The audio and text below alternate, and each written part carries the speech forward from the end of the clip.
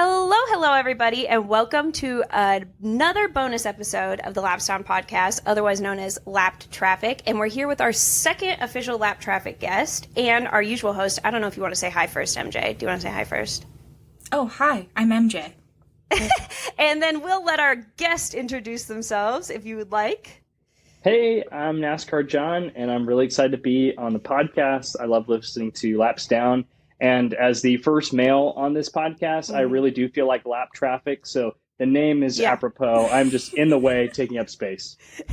No pressure. First man on the podcast. You know what? Like when we came up with the name Lap Traffic, I was envisioning like a Stingray Rob, kind of just like getting in the way. You know what I mean? But pay driver. Never, ever compare you to Stingray Rob. Thank you. But we're extremely happy to have you on the podcast. Me and MJ both individually kind of came across your page separately from each other. And then I can't remember what video it was, but we kind of like sent it to each other. And then we were like, do we both follow NASCAR John? So that's kind of how you came into our orbit. But I don't know if you want to talk a little bit about what kind of content you make or a little bit about yourself. I mean, there's an obvious one that I was surprised by, which is that you're a pastor?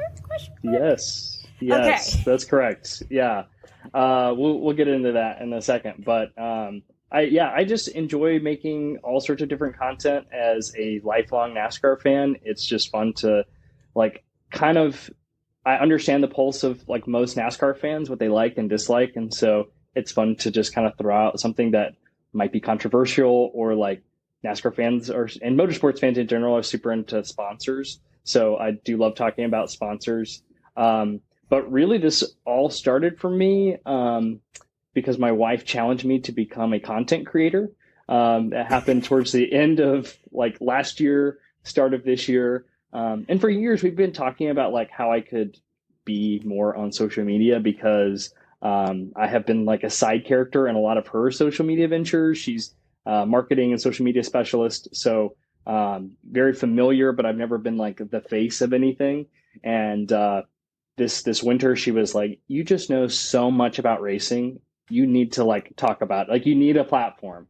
And I think her hope was that I would like talk to her about it less, and that has backfired. But she gives a lot of great in your videos. Yeah, right. And she gives a lot of good content ideas and just editing. So, I do like 80 or 90% of the work, but she's definitely a contributor in the background. Well, that's actually crazy. I did not know. I'm grateful that she challenged you to do that. And you said it was like about a year ago. So that's how long you've been at this? Actually, just a couple months ago, like end of last year, okay. Wow. Started this year. So, I mean, like I said, I have been like kind of on the surface of some social media stuff. And we used to do a Vampire Diaries, like reaction videos. We had to like put that on pause, but that was a really fun era for us. But yeah, I've been like a side character in a lot of that. I've never seen Vampire Diaries, so maybe I should not watch that first, but watch Vampire Diaries and then go back and watch your reaction because I'm sure you'll spoil it. Yeah. Oh, for sure. So how did you you talked about like being like a lifelong racing fan and NASCAR fan. I think you're probably the only person that watches the Tubi channel as much or maybe even more than it's MJ. Hard. Yeah, it's a competition with MJ. Yeah. I'm sure. But like if there was like a rewards program where you could watch like Tubi and get like NASCAR points or something, like MJ would be number one in the standings. We would be, I'd be up there, I think. Yeah, you guys would be near the top. I don't think I've tuned in more than once, so I'd be at the bottom. But how did you initially kind of get into NASCAR? How did you pick your initial people that you wanted to root for? And, like how has your fandom started? Yeah. So for me, being a NASCAR fan wasn't a choice. It was destiny. My family's from North Carolina originally, and my grandpa was a teenager when stock car racing was just starting and when NASCAR was created. So he's since passed, but we call him Pawpaw. And there's some amazing stories about him being a teenager, sneaking out, going to races in like the 40s. And so he went to races, fell in love with it, was a big car guy, worked in the automotive industry. And then when he had my dad, That passed on to him. Like every Saturday night, they went to Hickory Motor Speedway outside of Charlotte. It was just what the family did every week, is went to like local races. They would go to Charlotte, Martinsville, Darlington. Like my grandpa went to like 25 years straight of Darlington. And so my dad caught that bug and passed it on to me. So I went to my first NASCAR race when I was like 8 years old, went to the inaugural Kansas Speedway race.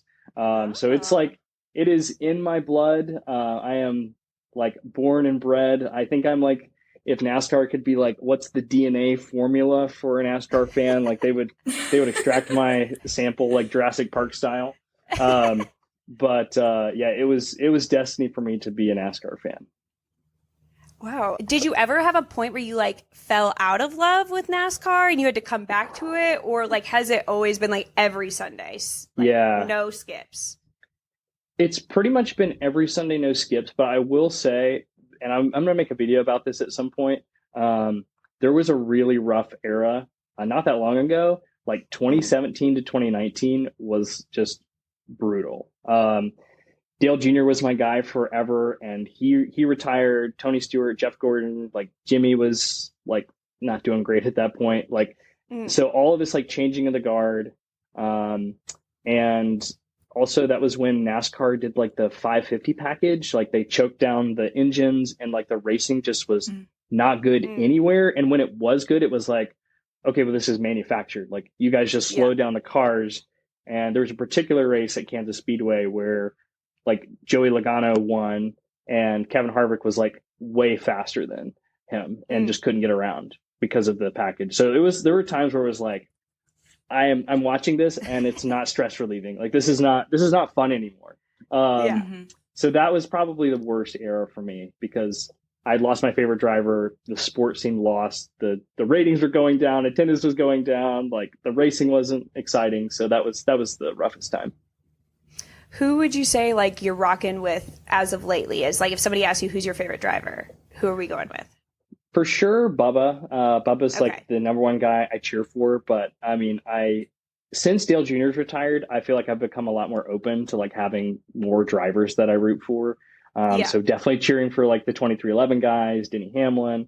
I like Trackhouse a lot. And then there's other guys like Ryan Blaney I like to see do well, or like somebody that's I think going to contribute a lot to the sport. Or I find myself cheering more and more for storylines and less for drivers these days because I want like what's good for the sport and what's interesting. I'm happy I asked because it's just like a reminder every time you talk about your favorite drivers that you have literally the same favorite drivers as me and MJ. So I'm always I know. like, it's how weird. NASCAR John, he gets it. He gets it. The girls who get it. So true. So since you've kind of been in the sport for so long, and I think one of the things that both Andrea and I kind of noticed was how welcoming you were to new fans. We didn't see a whole lot of that when we were trying to get into NASCAR, but I just kind of want to know, because you've like had all this experience of maybe seeing like multiple influxes of new fans. How do you feel about like this kind of recent influx of new fans of people who watch other motorsports, like specifically like Formula One and IndyCar getting into NASCAR? And then I also want to know your thoughts on how you feel NASCAR handles new fans, especially like today. Yeah, those are great questions. Okay, so if I miss something, you'll have to like circle back with me. We'll circle back. Yeah, please do. Yeah, got that corporate lingo going on. I feel like what's funny is when I think about my childhood, I think about how NASCAR was like in its peak days, like 2004 to 2007, like from when I was born to basically 2008, like NASCAR was only growing and it was growing exponentially. Like I think there was a year where the average attendance at a race was like 135,000 people, like insane numbers they were putting up, like number 2 behind NFL, like in TV ratings. Like, so I think looking back, it's funny with like the rise of F1. There's a lot of things I see F1 doing where I'm like, you shouldn't be doing that. Like NASCAR made that mistake at their height of their popularity. Like you can really isolate your core fans. And I think when NASCAR was so big, I think culturally America looked very different, but also economics look very different. Like the recession in 2008 caused a big change in just sports and culture in general. But they really were trying to appeal to like sports fans. And that's when they started with like the playoffs and the chase. And I think a lot of those fans just like didn't stick around, especially when things started to change and finances changed and maybe some of the drivers didn't do super, started to not do well. Jimmy Johnson dominated that stretch. So like NASCAR did not handle those punches being thrown well, I don't think.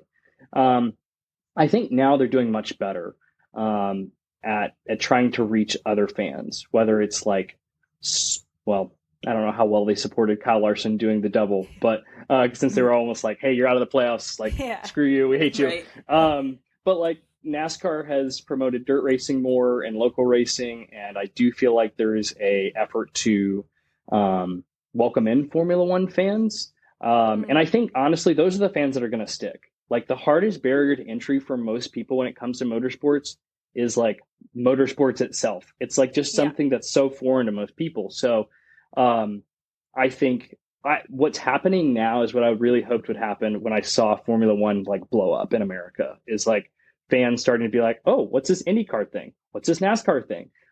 Because it's just so much easier to translate. And like for me, growing up a diehard NASCAR fan, it took me a little while to like get into IndyCar and F1, but like now I follow it all. Like I love IMSA. I love just like any form of motorsports, like put wheels on those babies. Let's go. But it took a little bit while, so I can kind of understand it too from people who are trying from different motorsports. And then MJ, you asked like, I think why I was so welcoming. Is that kind of the question? Yeah. Why did you let us be wrong so loudly on the internet and be so nice about telling us we were wrong? You didn't have to. So why? Honestly, did you? I love it, and I love listening to your podcast. Like I was listening like yesterday or today, and you guys pointed out something. I was like, you're like, oh, this is so funny. Like NASCAR just tries stuff and whatever. And then NASCAR fans are like, no, like the purity of the sport. And I'm just like, you know what? These girls are just laughing about it. Maybe it's not that serious. Maybe it's just like race cars. Yeah. I think so. This kind of ties back. Like one of my greatest passions about motorsports has been introducing other people. So I've taken like dozens of people to their first race, like whether it's been to like a local track or to like Kansas Speedway. I've really tried to introduce people to the sport and take them because I'm sure, as you guys know, like once you go to a race, it's so different. Like it's almost impossible to explain that experience to somebody, just how loud and exciting and intense it is. And also the people watching too. Yeah.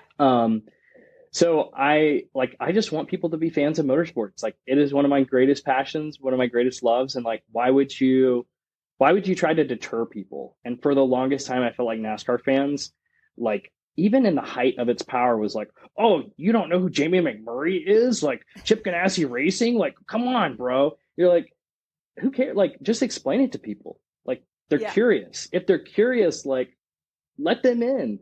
It blows my mind when people try to be gatekeepy because, NASCAR has gone through these ups and downs, and like, yeah, let's capitalize on the fact that like people are curious. Who cares if they like have, opinions that we deem like wrong or whatever. I think that when me and MJ first started, we were so intimidated about being wrong about something NASCAR related that maybe we held back on some of our thoughts on things. And I think pretty recently we've started to look at each other and realize people that are fans of the sport, also people that run the sport, have no idea what's going on sometimes. So how am I supposed to know what's going on sometimes? So if I want to say that's weird how they just decided halfway through COTA you could just cut a corner and they weren't going to care anymore. That was weird and also funny, and that's okay to giggle a little bit about it. I'm sure it's irritating for the drivers, but for us as fans, it's like, what the fuck are we doing here? Yeah, like Kyle Busch is losing his mind over there, but we're just all like, a very NASCAR moment, like only in NASCAR, right? Yeah. F1 they would murder you on site, but like, right. Exactly. And as MJ says, we're not on the Google Doc, so how are we supposed to know what the rules are? None of my business, frankly. If they wanted me to know, they would tell me. But exactly. As far as it goes for like getting new fans into NASCAR, like maybe if they're coming from a different motorsport or maybe if they're just like coming in cold, I know you mentioned like taking them to the track, but do you have any like advice of how you would be like, what would you show someone who wanted to get into NASCAR to like get them hooked on NASCAR? Yeah, well, definitely the Tubi channel for sure. Absolutely. Absolutely. It's so funny because my wife was like not into racing at all. In fact, when we started dating, it was like a yellow flag for her, maybe a red flag, one of those. I don't know, but she, I just talked to her about like how much safer the sport has become because there's a perception of like, okay, Dale Earnhardt died, people die during racing, and luckily we've not had a lot of deaths in motorsports in the last 20 years with a few exceptions, and so like I think just like hearing what people's concerns are or what interests them. I like to sell people on the fact that like at most NASCAR races you can bring in a cooler and like bring in free food. I like to mention the people watching, but just also sometimes I'll just show like YouTube clips of like exciting finishes, like the finish we had at Atlanta last year, things like that. So just kind of moments or glimpses. Ross Chastain right in the wall, kind of those moments. And I also think like NASCAR is doing a really good job of changing up the schedule and going to new markets to like reach those people who are like, I've never thought about it, but like seems like a good time, or like I want to go party, and they just drink Busch Light there. So I know you mentioned like when you saw the rise of F1 and you were like kind of thinking that maybe it could bring some new fans to NASCAR. What are your thoughts on the drive to survivification of NASCAR? Have you watched Full Speed? Do you like it? Do you think it's going to do what they think it's going to do?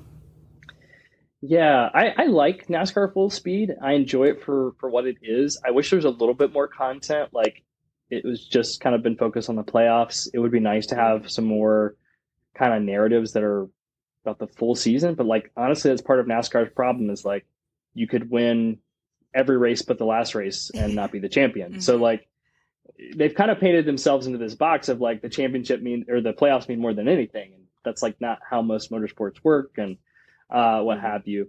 I would like to see more drivers participate. I think there were definitely some storylines that they missed from folks who either didn't participate or like, Christopher Bell, when he was like, surprise, surprise, I'm here. You should have been following me all along. Yeah, they didn't film him like ever. Right. And then they were like, oh shit, sorry, we forgot to film you, but you're in the Final Four now. I was like, that is my son. Seriously, like, come on. This year they won't make that mistake, I don't think. But I think, like, also, I think it's important that NASCAR does something like this the same way that, like, they did the 100 Days to Indy.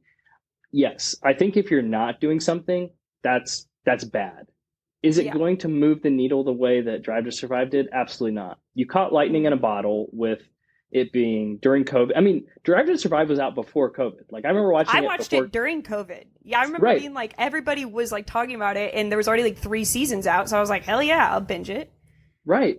So like, they captured at the right moment, the right time. Also, like, Liberty Media has done amazing things. Like, I remember when F1 was like nothing here. Like, people were like, can F1 survive in America? And now it's like, let's just build a racetrack anywhere we want.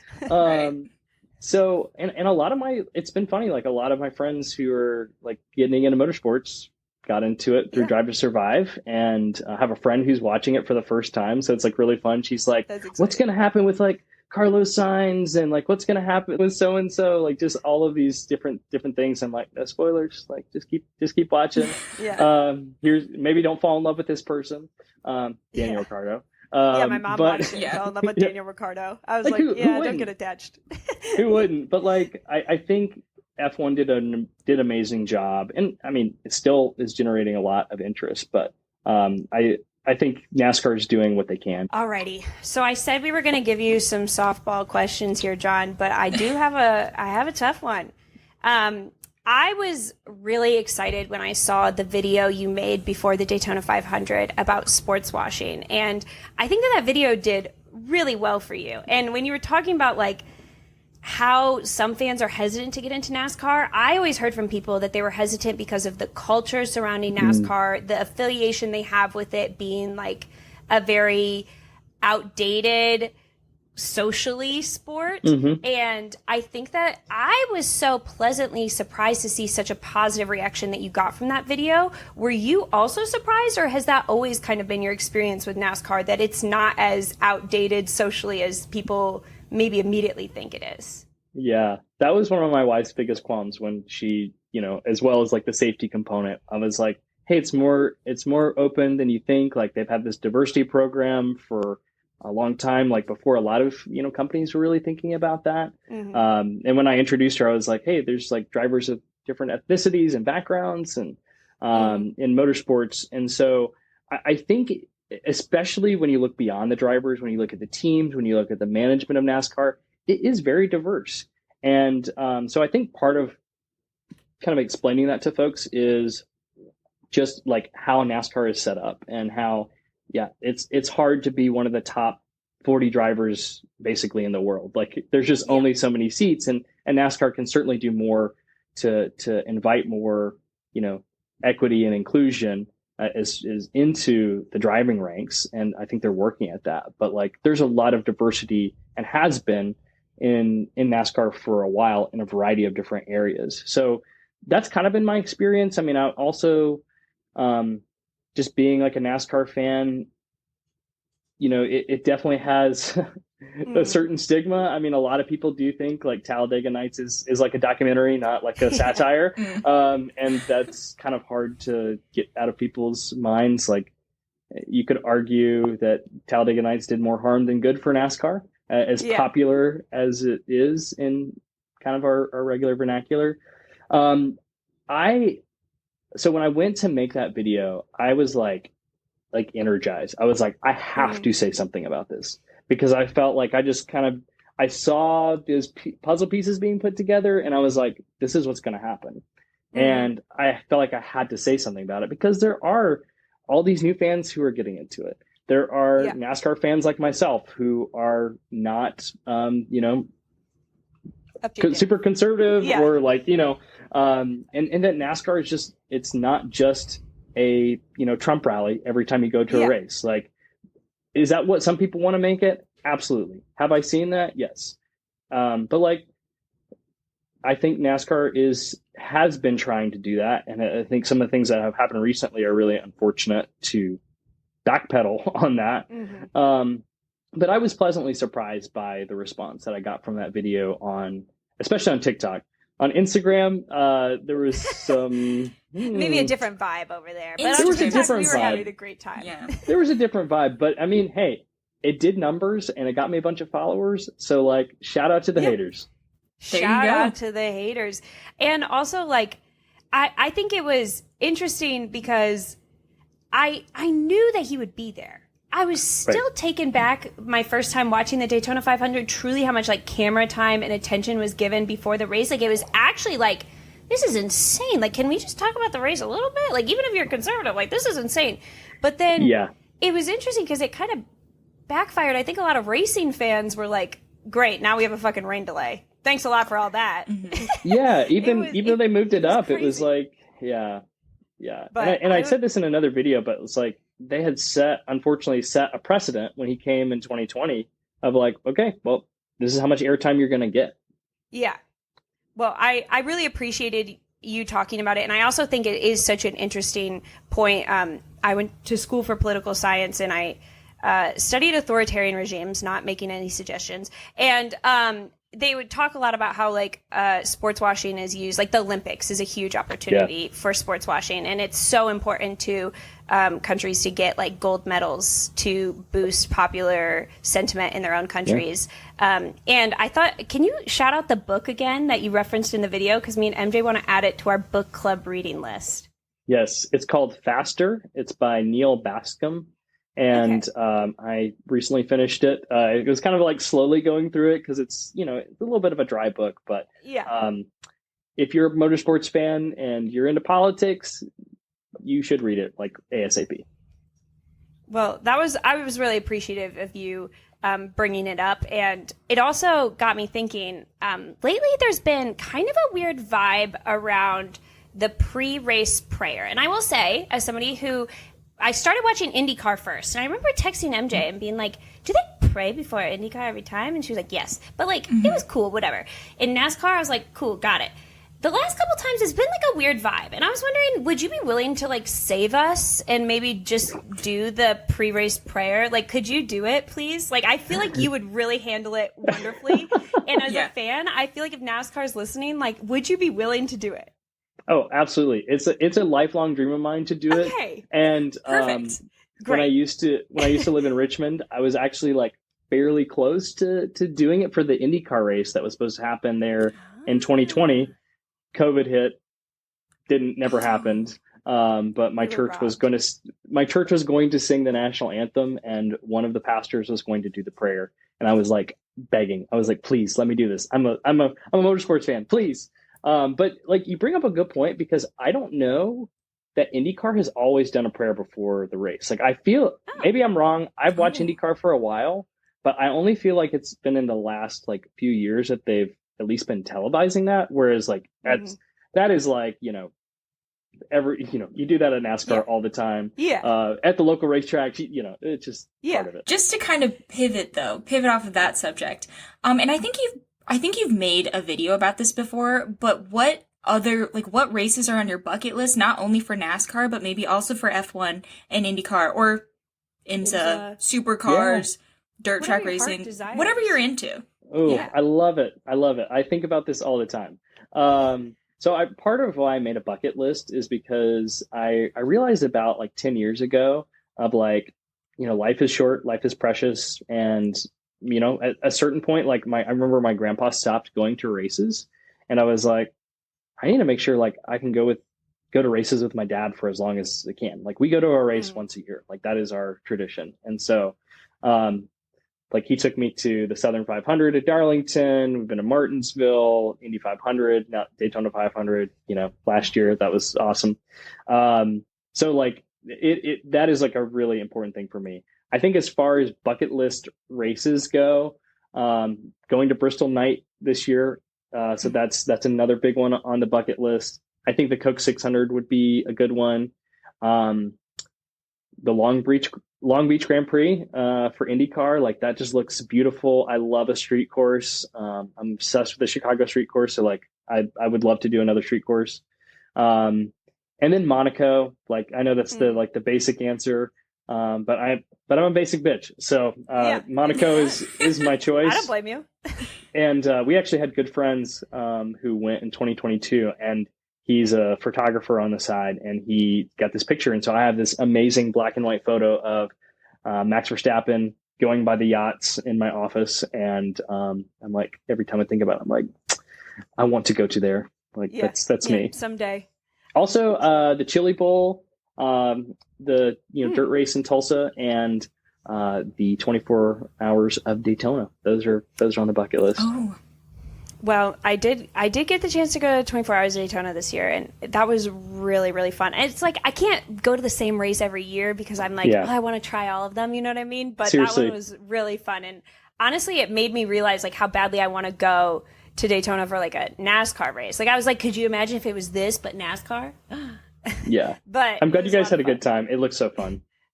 I'm a little disappointed you didn't say Roval. It's very important to us. It would be so fun to have you there at the Roval. We could all have like a little get together of all the lap traffic friends at the Roval. But maybe someday.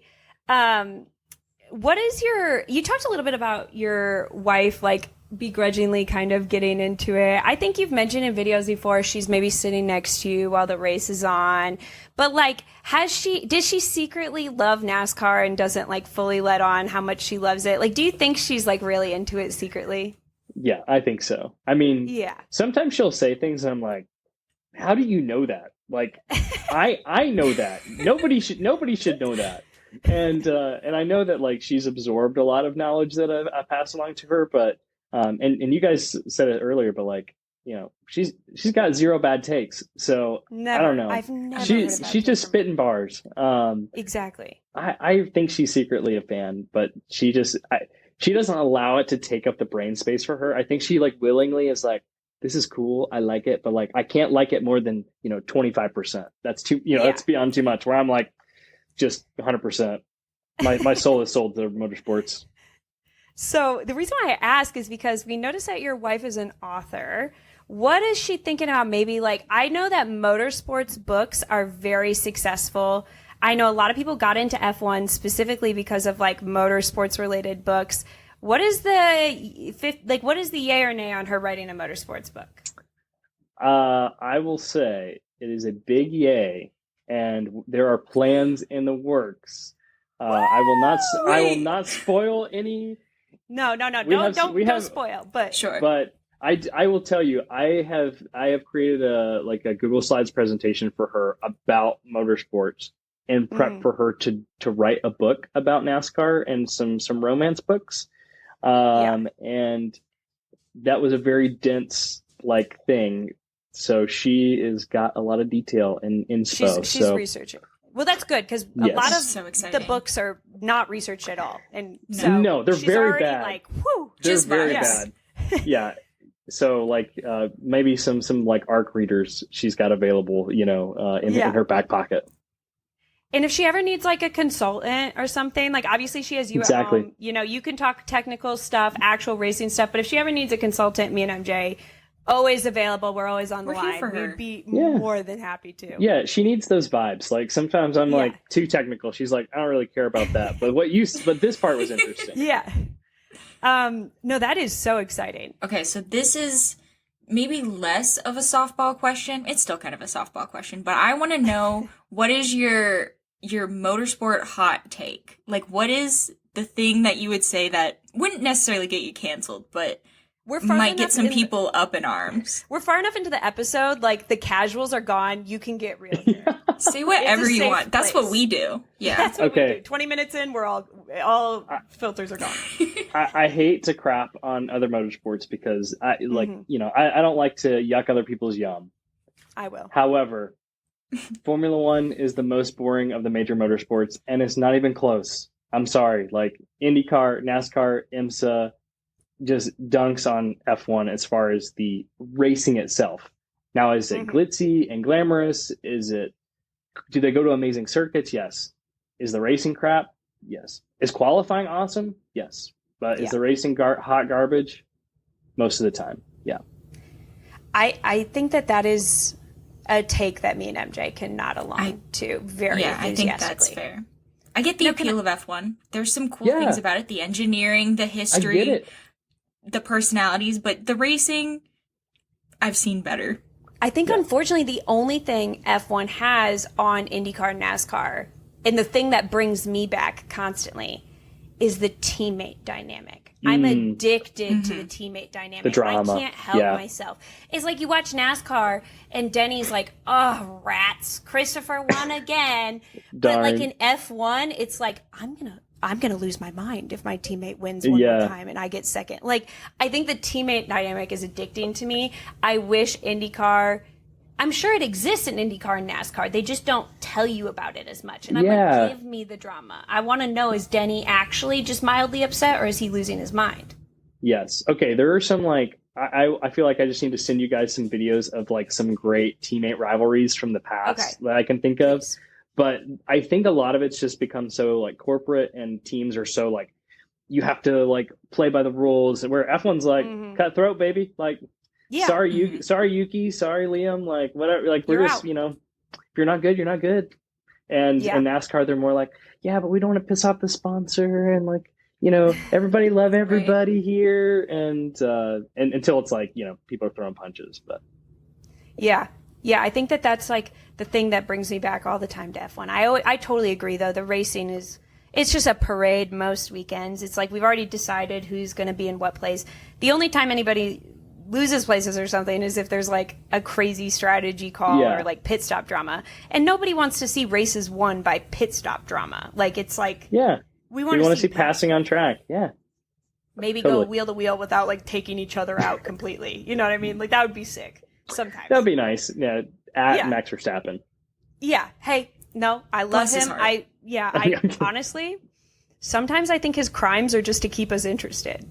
He's doing us all. Yeah, fair enough. He probably knows. F1 has probably told him, hey, you got to juice this up a little bit for us. Yeah. Just take Lando out a little bit. Don't hurt him or nothing, but just take him out a little. Okay. We have one more question. Are you ready for our last question? I'm ready. Okay. This is honestly probably your hot take. Okay, that one was like a good hot take, but this is your true hot take. We loved when your wife said that Chase Elliott is boring for not doing any of the press or the media stuff. I heard that. I said, never heard something more true in my life. And me and MJ were talking about the same thing. And we decided from now on, laps down, when we remember, we're going to talk about who's really earning the fan favorite title. Mm-hmm. Who's going out there and doing the work. So as of right now, if you had to submit your vote tomorrow, who do you think has earned fan favorite this season so far in NASCAR? That's a good question. Also, funny aside, before I answer that, my dad is a huge Chase Elliott fan, and I do not bring up how boring Chase is with him. I can't do it to my dad. Wait, I have a question. Is your dad a fan because he was a fan of Chase's dad? He watched when Chase's dad was around, but he wasn't necessarily that wasn't his driver. But my dad's an old school NASCAR fan. So he's like most NASCAR fans who love nostalgia and the, nepotism that is just in motorsports. So, anyhow, to answer your question, I think it would be really hard to go against Christopher Bell. Just because he is the face of NASCAR right now. He's winning. I saw him do some cool press stuff at Texas Motor Speedway where he called an avid fan, and she was like, "Oh my God, I can't believe is it really you, Chris?" And so I think she said you need to get a restraining order against me or something. Yes. She said I'm a stalker. I was like, "Girl, same. Don't say it on the phone." Yeah, right. Just be like, that's a little weird, but also. I feel like I wouldn't say he's the most exciting personality, but I do feel like he's coming out of his shell more, being more outspoken. And thank you, Lord Jesus. Joe Gibbs you've spoken to Joe Gibbs, and you're allowing your drivers to do dirt racing again. Thank God, because that's such a huge part of Christopher Bell's personality. And I think that's also getting him excited about just being more out there. So, but second place would be William Byron. Solely for the fact that he's trying to slide into Sabrina Carpenter's DMs, and we all want that to happen. That would be amazing. Yeah, he got some goodwill with me and MJ for that. It's a bummer that he didn't actually get her to show up to the race. Once I see that, then I'll be like, okay, fine, you can be fan favorite, but I need to see him deliver.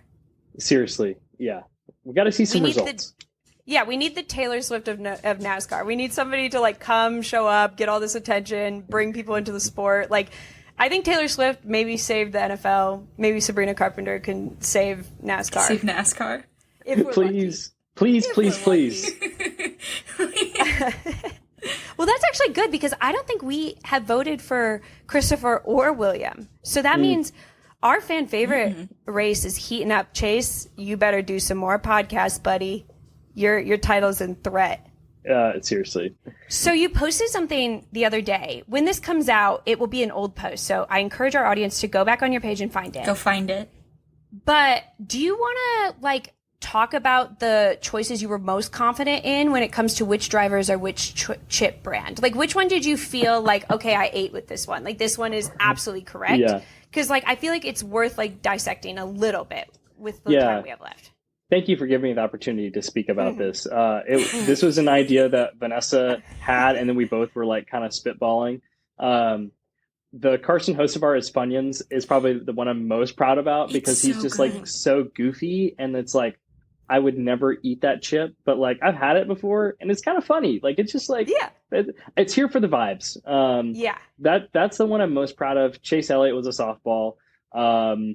I feel I'm also proud of the Trackhouse ones, the fake watermelon chip. Daniels was a layup, and then SVG just finding that there was a New Zealand brand of chips. But those were funny. That's what that was. We were what is this brand of chip? It had a penguin or something on the front, and I was he's unlocking different things here. I didn't even know what this was. If you look at the top of it, the top right corner, it says NZ potatoes, so New Zealand potatoes, and also I think it's what was the chip flavor? It was sour cream and onion, which that feels very SVG. He is, most people, arguably the best, right? Most people love that chip. Is it everybody's favorite? No, but it's a lovable chip, and who doesn't love SVG? Yes. If it was on the table, you'd eat it. I'd You'd pick eat it it. over a lot of chip flavors, and that's why I love SVG. The one that we thought, this must be a dig. Who was it that was baked barbecue? Oh, it that was was William Byron. That's a dig, right? It's Because a those little chips bit. are not good. It's a bit of a backhanded compliment. It is like, Okay. it's like, hey, that's I think those chips are decent. Mhm. Am I grabbing those chips? No. Are they kind of like light and there's a little bit of flavor? Like you're giving me more than Chase Elliott, but Yeah. you're not giving me the whole flavor. Like you're not giving me, Takis or Funyuns. Like Yeah. you're giving me Yeah. something. So it's kind of like not a bad chip. I enjoy that chip. It's like at the bottom of the list though. Well, when we post this, MJ, we'll have to share the post on our story so that people can know what we're referring to. We'll do the searching for you guys. But I think when we were scrolling through, we were on FaceTime and we audibly gasped when we saw baked barbecue. And we're like, that is That's so funny. I was like, shots fired. Like, I was like, that's insane. He called them baked barbecue.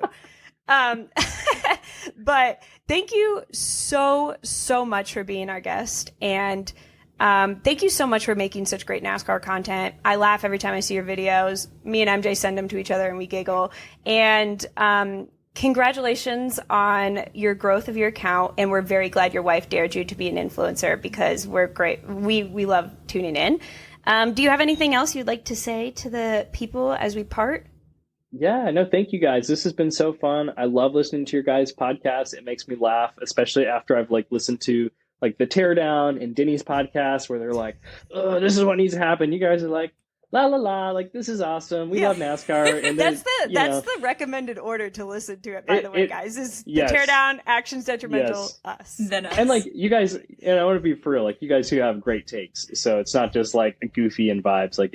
You do have really good takes as well. But no, I've really enjoyed this. And I also want to thank you guys for being so welcoming to me as I was just getting started on my content creator journey, because I have just really enjoyed making friends online and connecting with other race fans. It has actually meant a lot to me personally to find connection and community online and just sharing in something we all love. So I really appreciate that. And just a reminder, we will have all his socials linked in the show notes, or if you're on YouTube, in the description. And you can also find him pretty easily. He's the NASCAR John at NASCAR JON. That's actually where you could get tripped up because there's more than one spelling of John. So good luck. But yeah, do you have anything to say, MJ? I forgot to let you say bye. Do you have anything to say, MJ? Nope. Thank you for being here. Everyone go follow John. And all right, I'm editing that out. Cut. We'll catch you at the next one. Alrighty. Bye. Say bye, MJ. Say bye, John. Goodbye. Goodbye.